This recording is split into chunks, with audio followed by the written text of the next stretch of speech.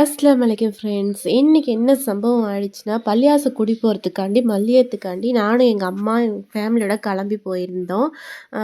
போகிறப்ப என்னாச்சுன்னா வந்து 3 இடத்துல வந்து பிரச்சனையாக போயிடுச்சு. அதெல்லாம் தாண்டி தாங்க அல்லாஹ்வோட நாட்டத்தை கொண்டு நான் வந்து அங்கே போய் அல்ஹம்துலில்லாஹ்னு 2 ரக்காயத்து நான் தொழுதேன் நான்.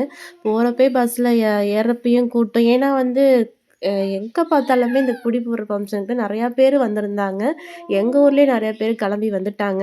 அதனால தான் பஸ்ஸில் இவ்வளோ கூட்டம். அடுத்த சம்பவம் என்ன ஆச்சுன்னா வந்து இந்த மாதிரி பஸ்ஸு வந்து இன்னொரு பஸ் வந்து கண்ணாடி இடித்து அவ்வளோ கண்ணாடி என் மேலே தான் பட்டுச்சு. நான் உட்காந்த சீட்டில் அவ்வளோ கண்ணாடி தெரிச்சு போய் கிடந்துச்சு. சைடு கண்ணாடி வந்து டிரைவர் வந்து என்ன தான் நினச்சி ஓட்டினான்னு தெரியல. ஃபஸ்ட்டு வந்து வெளியே உழவ பார்த்துட்டேன். அப்புறம் பார்த்தாக்க கண்ணாடி மேலே தெரிச்சிருச்சு.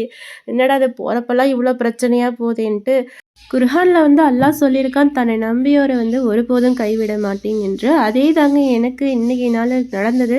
எவ்வளோ சோதனை வந்தாலும் நம்ம போகிறது 2 ரக்காய் தொழுவ போகிறோம், அல்லாஹ் கைவிட மாட்டான் அப்படிங்கிற நம்பிக்கையில் தாங்க நான் கிளம்பி போனேன். கூட்டத்தில் என்னால் தொழுவ முடியுமான்னு நினச்சேன். ஆனால் அல்ஹம்துலில்லாஹ் தொழுதுட்டேங்க.